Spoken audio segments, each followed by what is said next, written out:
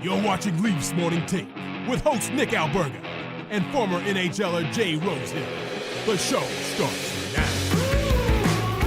After a few days off, the Leafs back in action tonight against the Minnesota Wild, presented by Bet365. It is the Wednesday edition of Leafs Morning Take. Nick Alberga and Jay Rosehill. How we feeling, Rosie? The Minnesota Wilderness. We don't get to see them all the time, but very evenly matched teams, actually, as I'm going through all their stats and statistics and whatnot. It should be a good game. These Leafers need to snap their two-game slide. There is a massive reason why I think this is a must-win for the Toronto Maple Leafs, and I'll get to that momentarily. Open an account with Bet365 today and bet on a huge range of markets. Whatever the moment, it's never ordinary at Bet365. Use code NATION, all in uppercase today. That's NATION, N-A-T ION. Our Super Chat charity partner this season is Sick Kids. Want to make sure that your question or comment gets on the show? Hit us up with a Super Chat. Proceeds from our Super Chat will go to Sick Kids, ranked the #1 research-intensive children's hospital in Canada and third in the world. You want to know my reasoning for that, Rosie? Yes, please. Why is this end of January game a must-win, Nicholas? His name is Kirill Kaprizov. I am so pissed about this. I have a Hart Trophy ticket at 25-1 for Kaprizov to win, and it's dead to rights. He is missing at least the next 4 weeks.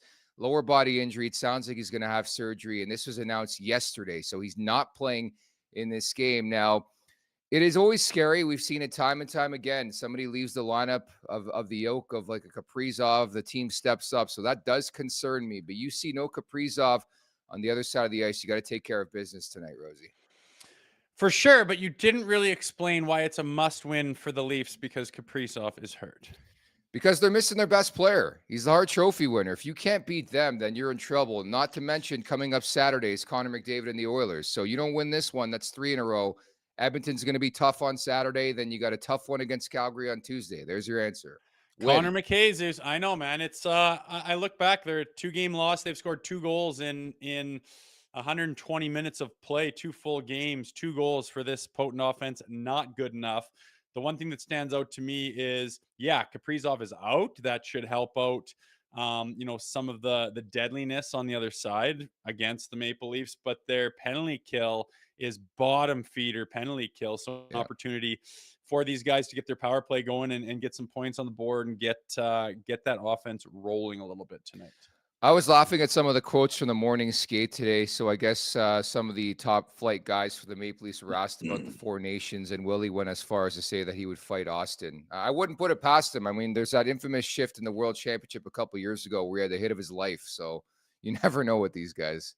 If he did that, it would be like the All-Star game, like dicking around, wrestling around with your buddy. It would make a total mockery of this tournament. Funny that he says that. I don't mind when guys get silly like that and make jokes. I'd like to see more of it. But I am really interested in this Four Nations face-off. What is it going to be like? Like, what is the intensity level going to be like? How physical is it going to be? Is it going to feel like an All-Star game, or is it going to feel like the 72 Summit Series? I do not know. I have an idea, but we will see. It's at least something to be excited about, getting the idea of what this thing's going to be like, since we have never seen it before. Man, guys are dropping like stars. Speaking of which, I was watching the Dallas and Vegas game last night, and I know Mark Stone is getting a lot of heat, maybe an ill-timed dive, but it looked like Miro Heiskanen is severely banged up, and of course, he's the top flight defenseman for Finland in that tournament. Of course, Canada's made some decisions, or some players, especially Alex Pietrangelo. Curious to get your opinion on that. I know we talked about Chris Tanev the other day. We brushed on it a bit, but Pietrangelo played 23:09 last night, and he claimed that he couldn't play in the Four Nations due to injury, but he's continuing to play for Vegas. Yeah, lots of ways you could look at that, right? He doesn't value the Four Nations tournament, or he plays when it matters for his own team that he's paid by. It's one of those things, right? Do you value the Stanley Cup and the team that you have allegiance to, or is this tournament, playing for your country, wearing your colors on your sweater, important to you? I have no doubt there is something ailing him. Does that mean he can't play 23 minutes? Does that mean that the 2-week break would be unbelievably beneficial for him to get some rehab and some rest? Or do you go play, this tournament and come back into the latter parts of the season where you really need to ramp it up and be kind of ailing? So I don't blame him at all, but only these guys know how much emphasis they put on this tournament and how much they're willing to risk for it. All I care about from a Maple Leafs perspective, just play in the tournament and come back and be healthy, man. But that I won't on. I'll be honest. I mean, that's a big concern for me, especially when you have like three big boys and then Yanni Hakanpää. It concerns me, man, because you pound for pound, is there another team in this league who has like three bona fide stars playing in this tournament? And you look at these guys, they're all important aspects. Like you could argue maybe, one like in Marner's case, what top 5 player on Canada, Matthews could be the top player in the US, Nylander could be the top player on Sweden. Like we're not talking about like secondary pieces. These guys are going to be stars, the top guys to their teams. It concerns me, man. Oh yeah, can you imagine? Oh, I can't. No. I don't even want to say it, but some nightmare scenario where two of them get hurt and can barely even make it back for the playoffs. Or just nightmare scenario, absolute nightmare. Yeah. But that is the risk that you run going into these things, playing in an all-star game. Even if you go to the World Championships at the end of a season, I mean, you could tear your knee, and now all of a sudden your summer is dedicated to surgery and rehab. I can imagine that it makes the owners and the general managers really bite their nails, and it is a reality out there. And it's not like you can do anything about it. If you go out there and pussyfoot around, tiptoe, usually when you're trying not to get hurt is when you're more likely to even have that happen.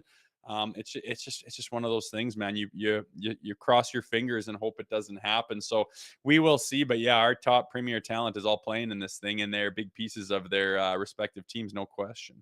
And then there's reason to be concerned about the guy who's played twice again in 320 days or whatever it is. And I know people hate in this chat me harping on Yanni Hakanpää, but still, it makes no sense. Like, it doesn't sound like he's playing tonight against Minnesota. So that would leave 4 games until the 4 nations for the Toronto Maple Leafs. And you'd think he'd want to fight and scratch and claw at some point in time, get in that lineup to be prepared. We just talked about Heiskanen going down. So I think that moves Hakanpää up the depth charts in Finland too. Yeah, he just got bumped up a number too. So, hey, good for him for trying to play. I don't. It's a weird one, man. Like, tell me another guy who's never played in a year and is going to go play in the Olympics or even the World Championships or this new Four Nations face-off. It's odd. Wish him the best, but from the games that he's played for the Leafs, he looked quite rusty.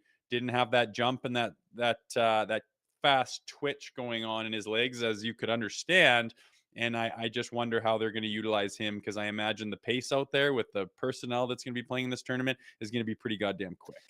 Darren Dreger put out a tweet that caught out my eye earlier today pertaining to Matthew Nyes and John Tavares. Looks like they're going to return potentially on Saturday, at least in Nyes. I think Tavares is getting close as well. But the thing that caught my eye was that obviously the Oilers are going to wait till Saturday for John Klingberg to make his debut, because who are they playing?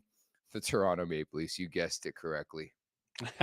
Another obvious bet on someone coming into Leafland and doing things, as in Claude Giroux last game, as everyone hit that obvious marker. But we'll see. It's just funny how they keep picking up. Like, how many guys have they picked up that were They're all former Leafs. Maple Leafs? Yeah, tons. Yeah. So we'll see how he looks out there. I know that, if you look back to last year before he was injured or whatever happened, he didn't exactly look like a dynamo out there. So we'll see with even more time off. I just can't imagine he's the answer to getting the Edmonton Oilers over the hump, but we will see how he looks, and very possibly something Leafy will happen and he will flutter one in. You just never know. By all accounts, Klingberg looks like he looks free and easy and back to more of the norm. Having said that, he is far removed from the guy he was with the Dallas Stars. But if Edmonton gets anywhere close to maybe a guy he's been halfway through his career, I think it's a pretty good signing for that team. I just didn't make sense for what the Leafs are trying to build here in Toronto. T-Mon is 50 days away from the first ever TLN Nation vacation in Music City. Join us in Nashville from Thursday, March 20th to Sunday, March 23rd for what promises to be the kick-ass trip of a lifetime. Rosie, your ticket for the Toronto-Nashville game on Saturday night is already baked into the price. Additionally, we'll be hosting a live podcast for all of you at Love and Exile Winery and Bar in East Nashville. And yes, a winery tour will be on the docket as well, Rosie. Yeah, I can't wait. I'm just really pumped this is in Nashville. If it was in, take your pick of some other cities around the US. Buffalo. Well, I'm even talking like New York or Chicago or even LA. I'd be like, okay, all right. But Nashville is bloody fun. It's got a little bit of a small town feel, but it's not a small town. Everyone there is kind as hell, unbelievable attitude, and just lots of good things and happening. So and spring break's going on, so there'll be lots of people ready to have a good time. And the weather is going to start to turn down there, and it's going to be nice. I'm very excited. Can't wait for more people to sign up and get to meet the people that listen to the show here and there and are like-minded Maple Leaf fans. We're offering up 2 different packages here. One with flights, $24.50 plus tax. One without, $12.99 plus tax. Please note that hotel rooms are double occupancy. For more information on how to book, head on over to nationgear.ca or check out the link in our show bio. That's nationgear.ca if you'd like to book today. Life's too short for ordinary vacations.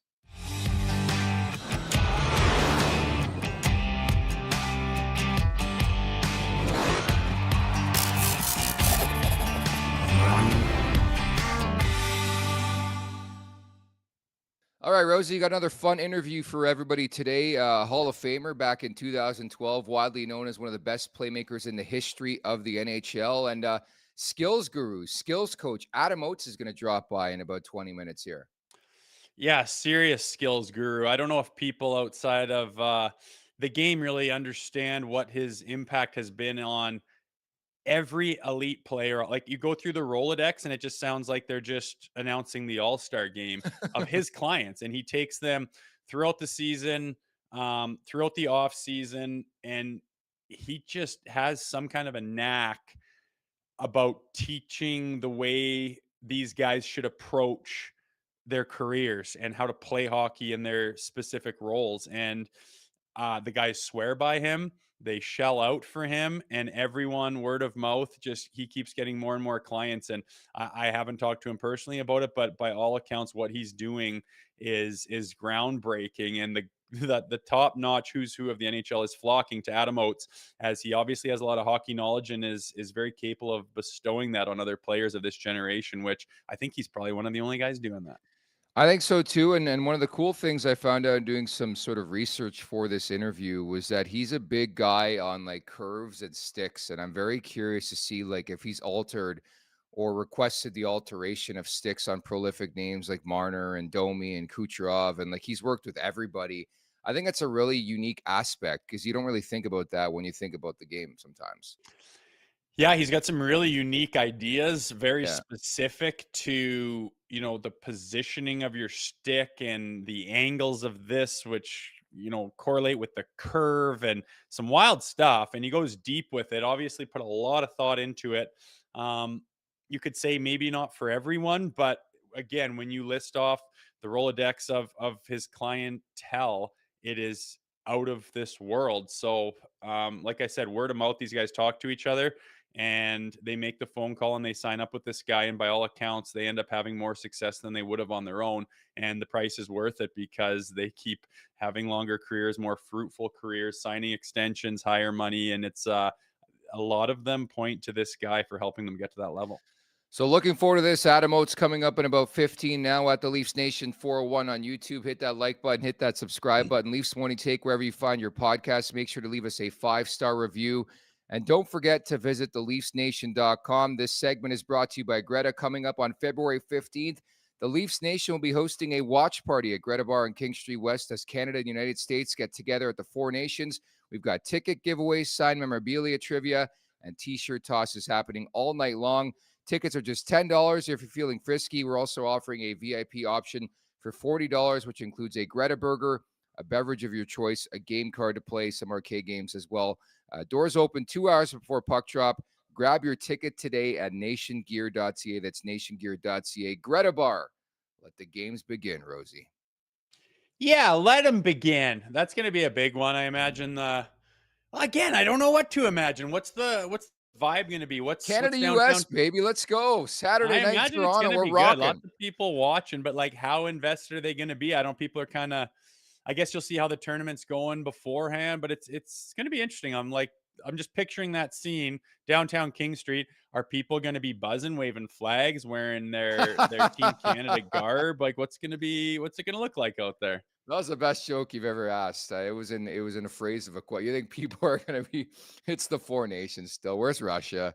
I'm right there with you, but I will say I do expect it to be competitive. I had the luxury of covering the World Cup a couple years back. I, did some shows in the concourse level for NHL Network Radio.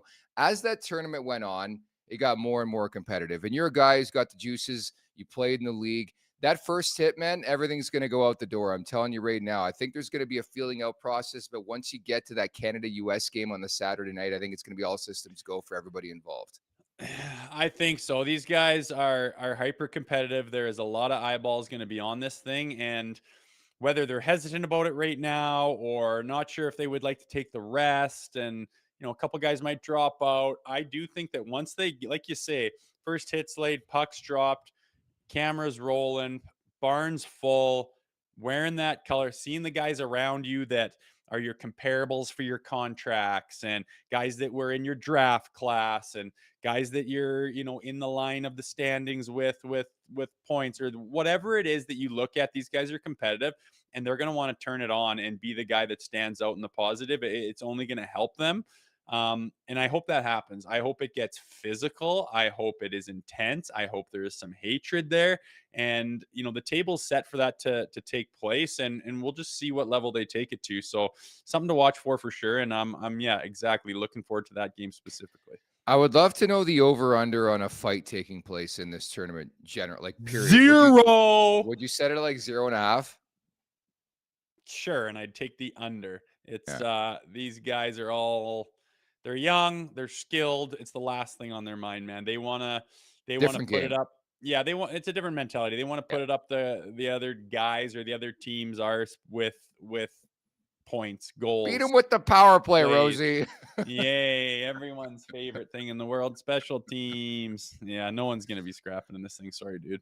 I'm still laughing years later at the whole mentality of don't fight back. We're going to beat them on the scoreboard with the power play that can't score in the playoffs. That's how we're going to beat them. Was that the Dubas motto? Yeah. Yeah, it sure was. It sure was. How did that work out? Not very good. We're in a new era, Nick. We'll see what this one does. We'll see. So it's the Leafs in the Wild. It's the front end of a back-to-back. I think John Hines is a complete imbecile if he doesn't start Marc-Andre Fleury in Montreal, his final game at the Bell Center. So I would assume Philip Gustafsson is going to start this game. As mentioned, Kirill Kaprizov, Hart candidate, not playing. The Leafs 5-0-1 in the last 6. Previous meeting this season, if you recall, way back when, early November, a 2-1 Wild win in OT, low-scoring, tight-checking type game. But this is a 5-game road trip for the Wild. The Leafs have been pretty good on home ice, 19-10-0 this season at Scotiabank Arena. I want a stronger effort. Got to find that offense too. 2 goals in the last 2 games, as you mentioned. That's what it's all about. 2 goals in the last 2 games, not good enough. I don't care about Kirill Kaprizov. I don't care about anything. The thrill? You guys put the hammer down. Again, there's an opportunity here for the Leafs to pounce on a very, very average to less than average penalty kill and take advantage of that. You're going to get a couple of looks, you would assume, and you need to take advantage, and you need to start fast, and you need to start hard, and you need to funnel pucks to the net, and you need to get traffic there, and you need to break out of this little thing that's going on. It cannot turn into another 3-game slide, as they had pretty ugly, on paper certainly, loss to Columbus. Battle of Ontario dropped that one, not as ugly, but you don't want this to turn into a 3-game slide, or all of a sudden there's a bit of a pattern here post-Christmas. And drying up offensively is it's just the last thing that this team should have to contend with. It really is. It's the last thing that should be a problem for them. And that comes down by and large to the big boys, and also that supporting cast. Guys like Domi, I would like to see break out and have a night. Have you looked at the standings lately? A little bit. The Leafs are at 62 points. Florida's at 61. The Leafs do have a game in hand on the Panthers, which is good. They're playing LA tonight. Ottawa is 6 points back.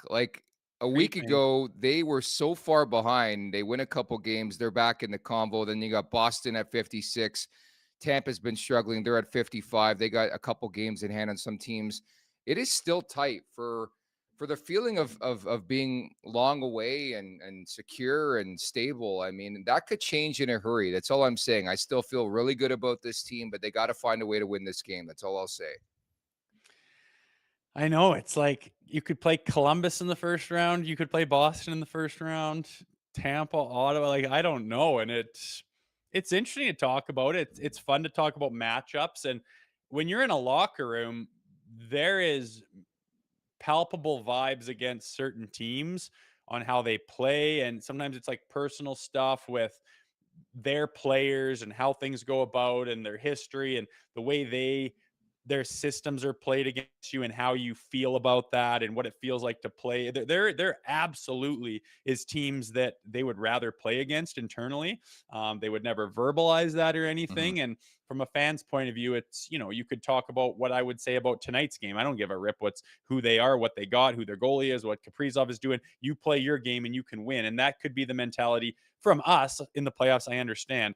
But I'm telling you that in that locker room, those guys have vibes against certain teams compared to others. And it's going to be interesting where the cookie crumbles here and who they end up facing in the first round. The Leafs have allowed 3+ goals in 7 of their past 8 outings, by the way. And it looks like Max Pacioretty, who missed 3 games with an upper body injury after taking that clapper to the face about a week ago here, set to return. He skated at the practice on Tuesday with Minton and Robertson. You like the look of that line? I think of note with Minton has been used sparingly. He didn't play. I think he played just over 5 minutes over the weekend against Ottawa. Yeah, they are using him sparingly, and he's young, and when you get a couple cracks and you start to sink in and settle in, it's hard to kind of be that dynamic and break out. But I think he's capable of having himself a game and getting himself on the tip of everyone's tongue again with talking about the team. But I do like Pacioretty being there. I just can't. Not enough emphasis has been put on how banged up this team has been all year long. I mean, we're sitting here talking about not even having Tavares, not having Nyes, not having Pacioretty, not having Stolars. Like, are you kidding me? And we're still holding them to this standard, and they're still leading their division. I don't think that's really mentioned enough or even taken into consideration. Some of the missteps and the hiccups they've had through this past stretch. I think that me and you have both given them, a pretty wide berth as far as criticism, and I think it comes down to that. Look at the adversity they're dealt here. It's not like they're firing on all cylinders here and dropping the ball. They are constantly dealing with roster shifts, lineup shifting, special units being changed around. Don't even have your best goaltender. Like, it's hard to deal with, and I think they've dealt with it pretty good, and some of the missteps are understandable. That being said, in a locker room in the NHL, excuses are not to be had. You don't make them, you don't talk about them. You have to do and make hay with what you have. And tonight's no exception. They need to come out with all the things I'd mentioned and try to break this little snap, regardless of who's healthy and who's not. At the Leafs Nation 401, hit that like button, hit that subscribe button. I don't have the numbers in front of me, but I do believe last I checked, they were top 5 in man games lost, which I think is a pretty good point to bring up. I think that's rarely talked about enough in this league, when especially a team like Toronto, the way the season even started, man, it feels like years ago. But Joseph Wall, remember the eve of the season, it's like, oh, he can't play, and it's going to be Anthony Stolars, and just starting like that, you're like, shit, here we go again. But and this isn't just like a this year thing. This is a thing in the last like decade. The Leafs have found a way to weather this storm. They deserve a lot of credit for that. Yeah, for sure. I mean, you look around too, and you're looking at, McCabe, and Hockenpah hasn't been a guy that some people hoped. Stoli being what he was to showcase his potential, and then to go down for a considerable amount of time, which we're dealing with right now. Also, Joseph Wall, extremely capable, hot goaltender to start the season. Well, when he started playing in the season, but couldn't even start the season. We haven't had a full complement in a long time, and it's about time that they, get some breaks here and get some health and get some line combinations going, get a full roster engaged, and get some runway ahead of you so that you can start to, build a feeling going into the playoffs. And I really think that's what it's all about, having all your ducks in a row, knowing what our power play looks like and how it's done and what brings success, knowing what the PK is and who's on it and how to shut things down, knowing how to start a game, knowing how to roll the lines, knowing what everyone's role is, and just firing. It's come playoff time, a team in this situation doesn't want to be looking for anybody answers, man. They got to have everything ready to rock. And I think that's what the next couple months are going to be about for them. It just dawned on me, this is the first home game since Austin Matthews' comments a week ago, that game against Columbus where Reeves and Olivier go, and there's not really a response from the crowd. And I saw Mitch Marner commenting on it yesterday. Do you expect the crowd to be any different for this one tonight? I don't. No, I don't. I saw on Instagram last night, it was make the lower bowl great again kind of thing. Like, what happened? There was a time it's still the same building, town, city, organization, and I think it was 2003 with Sundin. It was the playoffs, so it's not fair, and the tickets were more available and cheaper. But you look around that lower bowl, and it looks like the 80s Oilers crowd. People are jumping up and down, and Yeah. they're literal flags waving, like it looks like a European soccer game. And you're like, oh my God, it was so loud. It's just like the camera's shaking. It's unbelievable. And there's that potential there, but I don't know, these dickheads in the lower bowl just want to sit on their hands. And you get those videos of, like Curtis from Alberta, where he's all crazy about it, and he's sitting in the lower bowl trying to fire people up, and you can see everyone behind him just like looking at him, not interested at all. There's kids there, younger kids. They're not all in suits, but they're just not interested. It sucks, and I know it's a different atmosphere in the playoffs, but hopefully somebody hears those words from all those players on the team and realizes, man, we should probably step it up a notch here and help out our squad.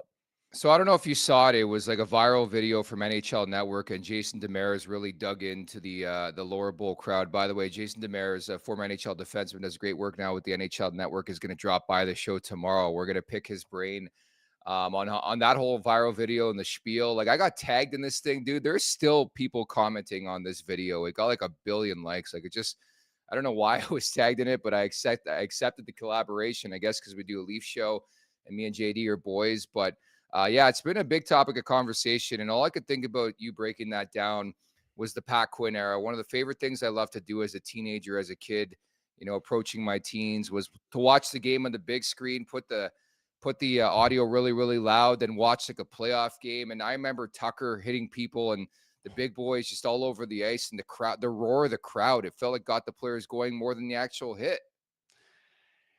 Yeah, it does. And I have felt that building rocking before. I can't remember the context. It was regular season, but Ponikarovsky looked over at me and he was like, I've never heard it this loud. I'm like, Yeah. that's wild. It is friggin' loud. It's possible. They're capable of it. They just don't seem to want to do it all that often. But you look at that era and like, what did those guys bring? They brought relentless intensity. You look at the Tuckers and the Corsons, and, Matt Sundin played his balls off, and it was heavy, hard, grindy hockey. And I just to a man in the NHL, for all the players that are there now, it's just crazy how much everyone could bump their stock by playing with some grit. And it's shocking to me how few are willing to do so. Like, do you think that Matthew and Brady Tkachuk are worth what they're worth to their teams if they only rely on their offense and their skill? Or do you think that other factors that they have in their game, just like it's another 50% on top of it? And so few players these days are willing to do that, and it blows my mind. And like I think I've mentioned on here before, I'll talk to guys that are GMs or scouts in the league, and I say, why don't you go get a guy that plays with this grit and plays with an edge and will block it, do anything for their team? And they look at me like I have three heads, and they're like, we can't find guys like that. Nobody's willing to do it anymore. And it's wild. And when you throw back to those old videos from 2003 and see the way Tucker and these guys are playing, it's no wonder those people were on their feet going bananas. Oh, it was an amazing era to be alive. As we bring in today's guest, Hockey Hall of Famer, skills guru himself, it is Adam Oates. What's going on, Adam? Hey guys, how are you? We're fantastic. We were just talking about Scotiabank Arena, and I'm sure you've seen the comments. I'm sure you've been to games over the years. What was it like to play there, like in its heyday when that building was rocking? You know what? Pretty much every single building when it's rocking is fun to play. It really is, and no difference there.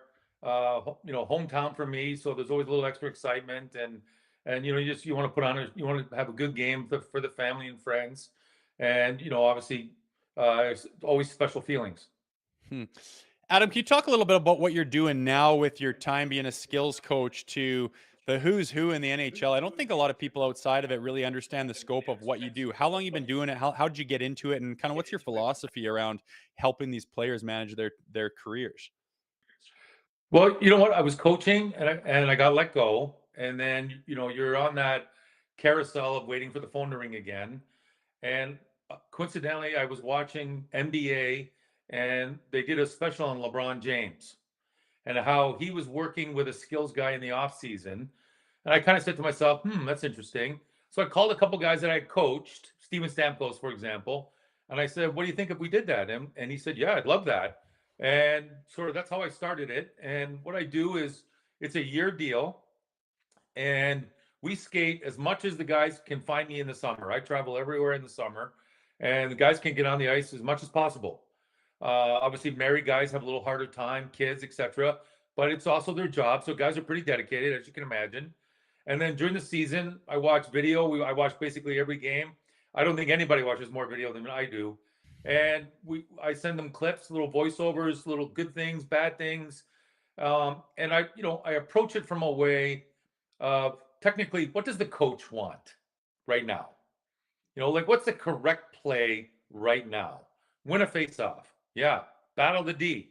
Yeah. Get the puck out. Yeah. Shooting it, dumping it, passing it. What is the correct play? How do you protect yourself? That's a big component because obviously the guys need to stay healthy, right? And we have a physical game. So I just kind of I approach their game as if I'm the coach, and I kind of look for all the details, the good and the bad, and we try and just make the guys better players. What's the most common thing that you find yourself correcting quite a bit with clients?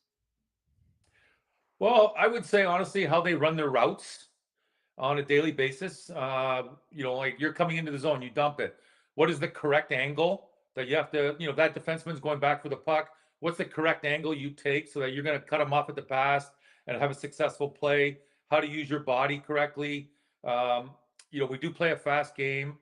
And when you sort of watch the game in and game out day after day, you see sort of like what you would call trends. So obviously the other team is putting a guy on you and their second guy's coming. Can you win this battle in a split second of time that you can make the next play? And when can you recognize when you actually have more time than you thought? I would say that's a real hard subject because the game is fast and it's physical. There's times that guys have a little bit more time than they thought, and they don't recognize that. Mitch Marner has been a client of yours for some time. What makes him special? Pardon me? He's not a client. Oh, he's not. We thought Mitch was with you. He certainly plays like he is. Yeah. He's fantastic. Yeah. Well, for particular players like Mitch, does everyone have their different their strengths and their weaknesses? Do you got to kind of tiptoe around egos? And is it a customizable thing from player to player? Obviously you're breaking down video, but do you really have to search for what each player is needing, or is it oftentimes preaching the same things? No, I think that's a great question. And the answer is yeah.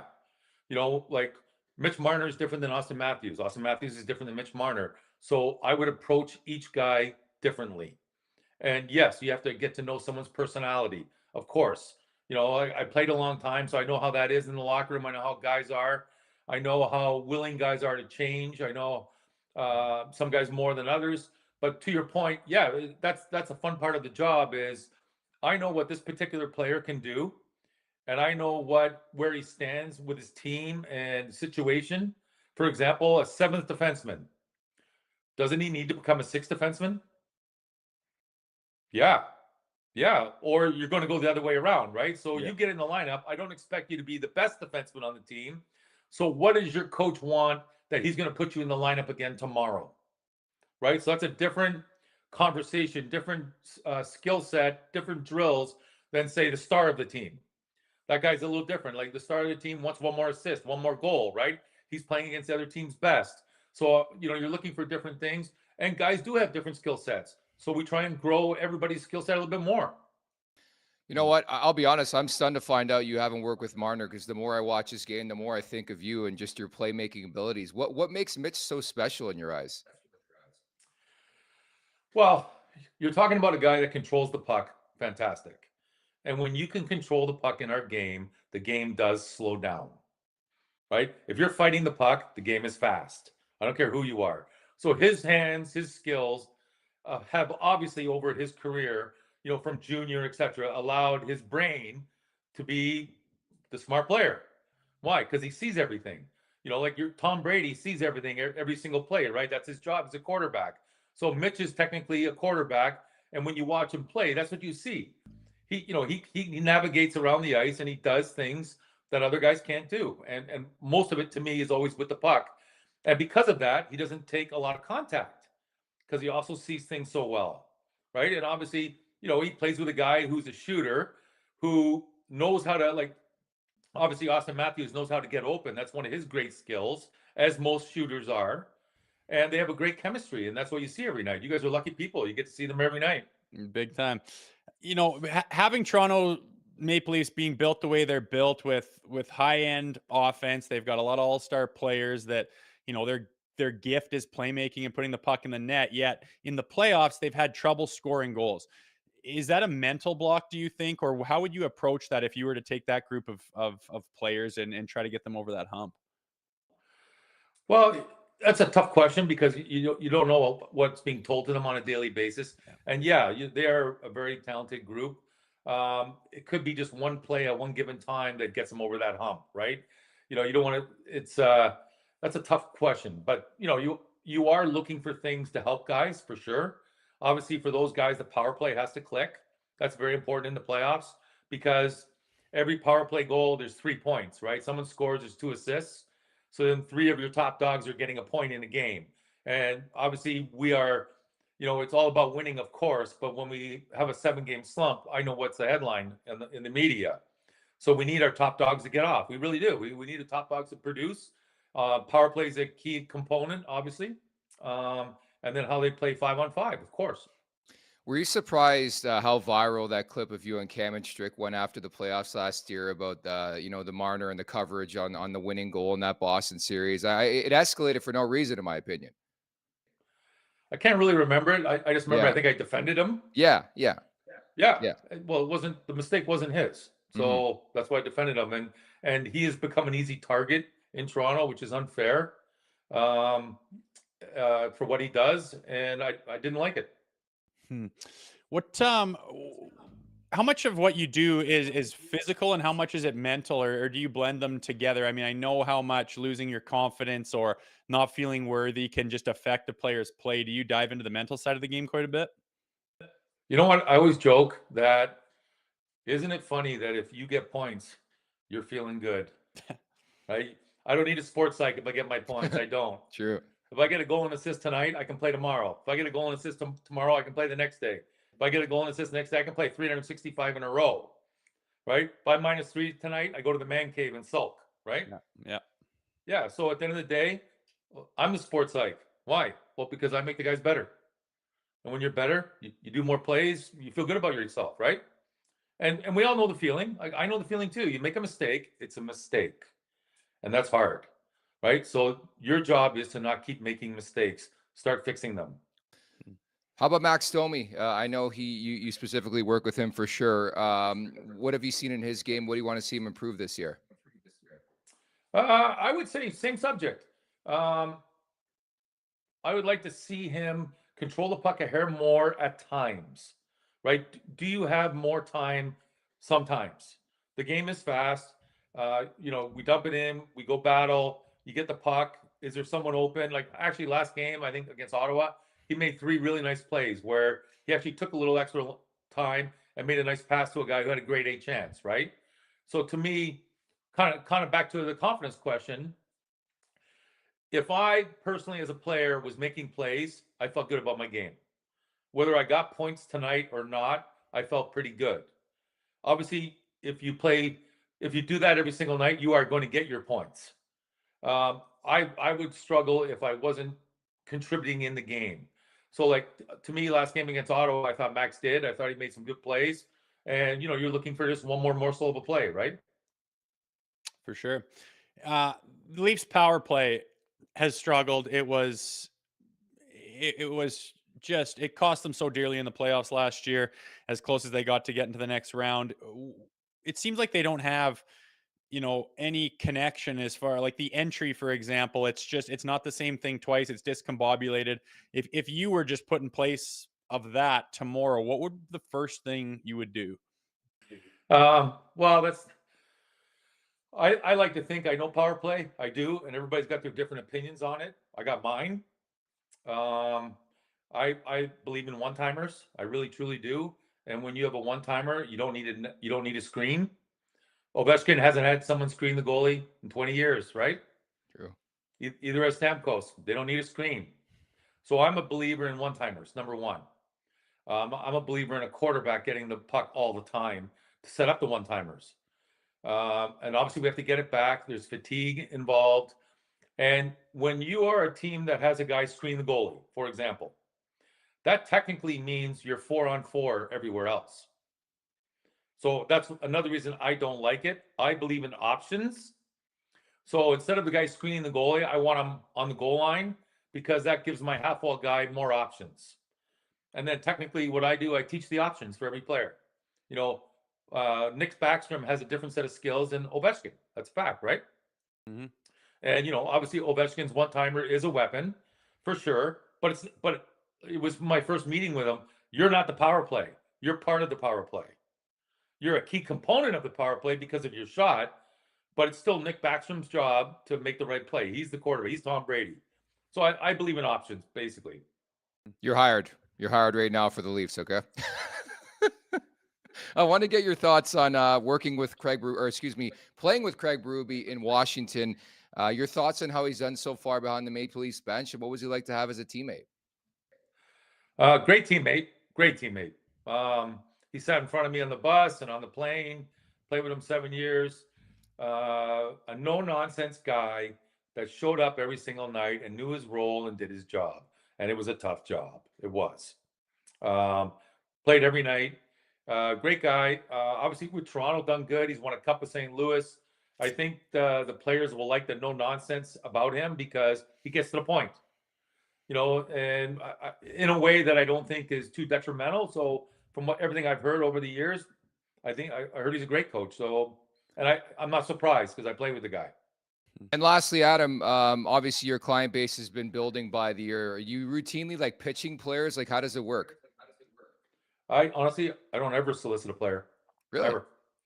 Yep, never. Word of mouth. It's word of mouth, and they call me, which I enjoy, because when a player calls me, he's more interested in his game.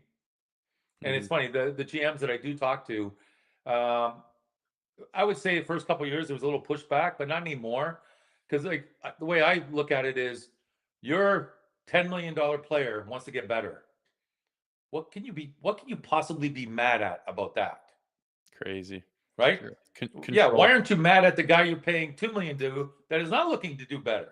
Mm-hmm.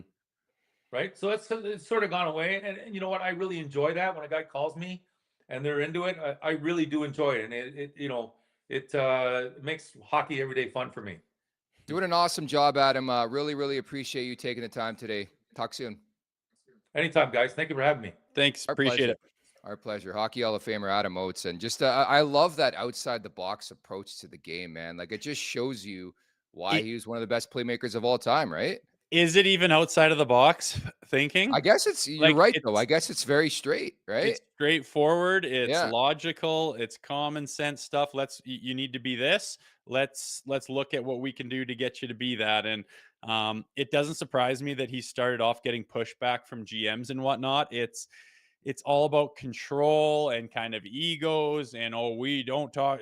And it's exactly as he said, your player wants to get better and I am literally helping him get better. Like, how on earth could you have a problem with that? But it doesn't surprise me that they did to start with. But at this point in time, with how established he is and the players that he's worked with and what they've done, it's not surprising to me at all that pushback has completely gone away. That is my bad, by the way, on the Marner questioning, because I thought for sure he worked with Mitch Marner. I'd heard from people that he worked with Mitch Marner. So that's my mistake on that question to you, bud. But I still think like you could take away, I'm sure Mitch Marner's learned a lot from Adam Oates and vice versa, right? You just look at the style, the playmaking ability, like it's right there for you too. Yeah, there's similarities there too. Yeah. But I don't know, is every single player in the league going to sign up with Adam Oates? Maybe that'd be a wild success, but not everyone's with him. But a lot of players are, and everyone's got their different routines and themes on what they're going to do to get themselves better. And some people invest in themselves, and that means picking up the phone, calling Adam Oates, getting on an airplane, meeting him somewhere, flying him in, whatever you got to do to get yourself better. Because these guys do believe that, hey, if I spend money and bet on myself right now, it's going to mean a longer contract. It's going to mean more AAV. It's going to pay for itself. And that mentality, I really believe, is what has gotten this league to the level that it's in as far as skill and development, because these kids have been, betting on themselves and focusing and putting the time and energy into themselves since they were 9 years old. And it really shows these days. Hope you guys enjoyed that interview. Hit that like button, hit that subscribe button at the Leafs Nation 401. By the way, there was a name that really stood out on the list of clients for Adam Oates. Do you know who it was? It's a guy you know pretty damn well who's going to be in the Nation vacation festivities. The human eraser. Yeah, yeah, that's right. Man. What does he work with Schenner? Yeah, he has for quite a while now. That's Schenner is not you wonder why he's been able to stay in the league so long, and why it's because he invests in himself and he does everything he can to get better. He doesn't leave any stone unturned. And he heard about Adam Oates helping guys. It was Stammer, I think, that gave him the information about what it was all about. And he picked up the phone, wrote the check, and just continued to get better and stay in the league and continue to rattle off contracts the way he has. So he's a prime example. I would love to know what that package costs. Like, obviously we can't ask Adam that, but like he just talked about, it's like a year agreement. Like, how much is this guy making off this stuff? Like, obviously players swear to him, and like he's got a crazy background and an amazing resume, hockey Hall of Famer. Like it fits the bill, but I wonder what that bill costs, Well, it's 5 figures, no doubt about it. And you get 15, 20 guys that are signed up to you throughout the year, and you can crunch the numbers on what he's making, and it's a lot more than he was making when he was playing in the NHL. So it's quite the little side piece that Adam Oates has cut out for him. And when you talk to him there, he's very confident. There's no bullshit. He's got ideas about what works, and he sticks to them, and he tries to impose that wisdom on players who are willing to learn. And it's a pretty neat little thing he's got going on. And by all accounts, everyone involved is having a lot of success. They are, for sure. It's time for the last call, brought to you by Bet365. Open an account with Bet365 today and bet on a huge range of markets, whatever the moment. It's never ordinary at Bet365. Use code NATION, all in uppercase today. That's NATION, NATION. Any bets specifically you're looking at tonight, Rosie? I'm jumping on one bet and one bet only. Ooh. It's Austin Matthews' first goal scored. A first goal, not even like a goal, like a first goal, going right to that. Okay. Yeah, plus 650. Now that I'm thinking about it, I might sprinkle a little bit on Willie, who's plus 850. But one of those guys is going to open the scoring by saying, "I'm the leader. I'm the big boy. Time to quit the BS, and we're going to stomp on the throats of the Minnesota Wilderness while they are without their favorite little player." I'm just going to piggyback off the interview with Adam Oates, and he's doesn't have Mitch Marner as a client, but Mitch Marner is going to be my client for Bet365 today, because I'm taking Marner over 1.5 in this game. I think he's been electric all season long. He's been putting up the points. His name's back in the media suddenly with the Rantanen news. Now we're talking about a mutual interest in an extension. Like it never stops. So that's going to be my play. Mitch Marner over 1.5 for this game against the Wild tonight. Cool, baby. Well, I'll be watching it, and we will see what these pesky Maple Dinks have in the tank. The one thing I forgot to ask, Oates, how do you feel about Mitch Marner's drop pass on breakaways? I forget who it was. I was watching a game last night. I think it might have been Vinny Trocheck tried that shit. Like, I would love to know the percentage of doing that over just shooting the puck on net. Max Domi tried it a couple weeks ago too. Well, it depends where. If you're doing it kind of in the neutral zone to get the puck to a guy with speed while backing off all the defenders, I mean, almost everyone does that and it works. But just inside the blue line, and when it's not a set play, and just because you ran into, trouble, you're just going to draw past it and hope a guy's there, or think that a guy's there. Like, it's a gross play and one that probably makes Craig Berube go nuts. But we will see what they have in the tank. Again, dog shit power, penalty kill tonight with the Minnesota Wild. Hopefully the boys take advantage. Need a business-like approach, in my opinion, for this game against the Wild. So we'll reconvene coming up on Thursday. As mentioned, Jason Demers of the NHL Network is going to drop by. We're going to get his thoughts on this one. Also look ahead to that big one, start of a road trip in Edmonton. Every time McDavid and Matthews get together, it's prime for the billing. And, of course, John Klingberg expected to make his debut with the Edmonton Oilers in that game. And also the night of producer Vic's wedding. Don't forget about that, Rosie, because you won't be there, so. I know. I'm sure I'll be getting some FaceTimes from you doughheads all liquored Hell up. yeah. Hell yeah, you will. Great stuff today, Rosie. Good things. Good book on the Oatsy boy. And now I'm just going to have to be double checking your research every day after that. Yeah, I think so, because that was a sewer job of a century. I had in the notes. Yes, surprise, surprise. I do write some questions for interviews. And I said, you've worked with Mitch Marner for a long time. What makes him such a special player? And poor Rosie gets into the question. He's like, no, I don't. No, I don't. Rebounded on my feet, though. Yeah, you did well. I honestly thought Schenner, I had talked to Schenner about Oatsy here recently, and I honestly thought that that he mentioned Mitchie's name as well. So, oh well, our first mistake in Leafs Morning Take in 2.5 years. I mean, geez, we had a good run. We had a really good run. I'm just happy this show made it all the way to the end. No, I'm kidding. Our tech's been really good, knock on wood, now that I say that. I got a new light delivered, and this old one's hanging on. So I don't know. Lots happening. More to come. Thanks for tuning in. We did have a question just so we wrap. Somebody asked about your hair color. You got some Just for Men in there or what? I said, thanks for tuning in. Somebody asked about your hair color. What did they ask about it? They said, is that a new hair color? Why? It's going gray right here. We can't even know it. It looks very black today. I will say it looks good. Oh, really? I'm fairly gray. Yeah. That's nice. I fuck with my lights every day, so maybe they're a little bit different. But I've seen it where I'm just Silver Fox sheening it out. But thanks, brother. Leaf Nation 67, congrats on the interview with no technical difficulties. You are welcome. Thank you very much. At the Leafs Nation 401, hit that like button, hit that subscribe button. Leafs Morning Take wherever you find your podcast. Make sure to leave us a 5-star review. NationGear.ca for booking your watch along here February 15th at Greta Bar and the Nation Vacation. Thank you to Adam Oates. Thank you to producer Vic. For Jay Rosehill, I'm Nick Alberga. We'll talk tomorrow. Take care. Peace. Make sure to check out more of our content right here on the Leafs Nation YouTube page. We got long-form interviews. We got clips. We got epic rants by Jay Rosehill. We simply have it all. And don't forget, you can find out much more at theleafsnation.com. Thanks so much for watching.